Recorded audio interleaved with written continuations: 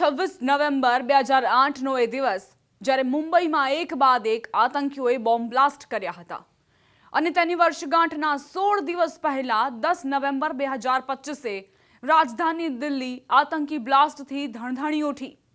પુલવામા અને પહેલગામનો જડબાતોડ જવાબ આપ્યા બાદ પણ પાકિસ્તાનનું પૂંછડું વાંકું તે વાંકું જ રહેશે।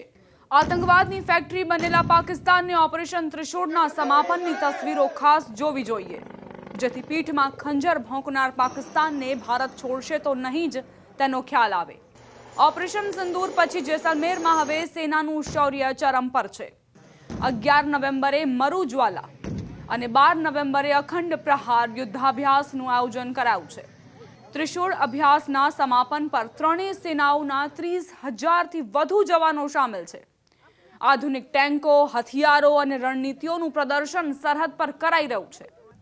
30 ઓક્ટોબર 2025થી શરૂ થયેલું ઓપરેશન ત્રિશૂળ ભારતની સશસ્ત્ર સેનાઓનો અત્યાર સુધીનો સૌથી મોટો સંયુક્ત યુદ્ધાભ્યાસ છે, જે પૂર્વી કમાન્ડના ગજરાજ કોરના ઓપરેશન મહાગજરાજના વિશાળ માળખા હેઠળ આયોજિત થયું છે।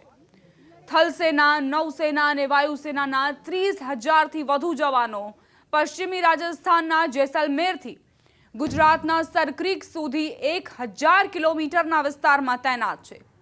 દક્ષિણી કમાન્ડના નેતૃત્વમાં ચાલી રહેલો આ 13 દિવસીય અભ્યાસ 12 નવેમ્બરે સમાપ્ત થવાનું છે। મે 2025ના ઓપરેશન સિંદૂરમાં પાકિસ્તાની આતંકી ઠેકાણાઓ પર સચોટ હવાઈ હુમલા કરવામાં આવ્યા હતા। સરહદ પર સતર્ક સેનાઓ આ વખતે જોઇન્ટનેસ, આત્મનિર્ભરતા અને ઇનોવેશનની નીતિને મજબૂત કરી રહી છે। આ ઓપરેશનના પ્રમુખ ઉદ્દેશ્ય અને સંયુક્ત કાર્યવાહીઓ વિશે પણ જાણી લઈએ। અભ્યાસનો મુખ્ય ધ્યેય ત્રણેય સેનાઓ વચ્ચે સમન્વય વધારવો, મલ્ટી ડોમેન ઓપરેશન્સ એટલે કે જમીન, સમુદ્ર, હવા, સાયબર, અવકાશની ક્ષમતાનું પરીક્ષણ કરવું અને સ્વદેશી હથિયારોનું પરીક્ષણ કરવું છે। થાર રણથી સરક્રીકના દલદલી વિસ્તારો સુધી ફેલાયેલા આ યુદ્ધાભ્યાસમાં T-90 Bhishma tanks, Rafale Sukhoi 30 jets, Apache helicopter, INS જલાશ્વા જહાજ, ડ્રોન સ્વામ્સ, ઇલેક્ટ્રોનિક વોરફેર અને સાયબર સિસ્ટમ્સ સામેલ છે।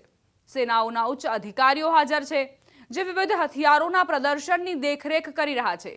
નોટામ જારી કરીને નાગરિક ઉડ્ડયનો પર પ્રતિબંધ મૂકી દેવાયો છે, જ્યારે પાકિસ્તાને પોતાના હવાઈ વિસ્તારને મર્યાદિત કરી દીધા છે।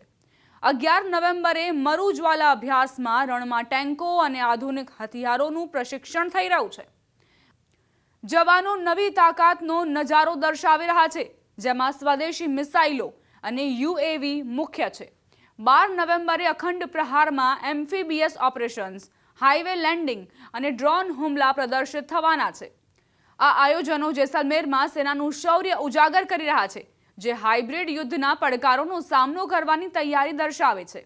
આ વચ્ચે NH 925A પર આવેલી અગડાવા એરસ્ટ્રીપ, જે પાકિસ્તાન સીમાથી માત્ર 50 કિલોમીટર દૂર છે, ત્યાં વાયુસેનાનું રૂટીન અભ્યાસ ચાલી રહ્યું છે।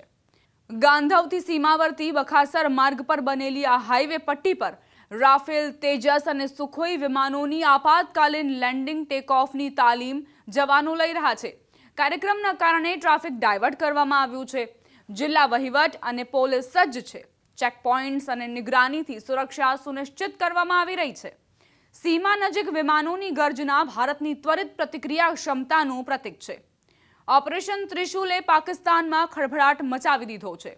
સેના પ્રમુખ જનરલ ઉપેન્દ્ર દ્વિવેદીએ ઓપરેશન સિંદૂર 2.0નો સંકેત આપ્યો છે, જ્યારે રક્ષા મંત્રી રાજનાથસિંહે ચેતવણી આપી કે એક ભૂલ પર ઇતિહાસ ભૂગોળ બદલાઈ જશે। આ અભ્યાસ ન માત્ર સૈન્ય તૈયારીને મજબૂત કરે છે, પરંતુ આત્મનિર્ભર હથિયારોને વૈશ્વિક પટલ પર પ્રમાણિત કરે છે। સમાપન સાથે સેનાઓ સરહદ પર સતર્ક રહેશે, જે શાંતિની ઈચ્છા સાથે યુદ્ધની તત્પરતાનો સંકલ્પ દર્શાવે છે।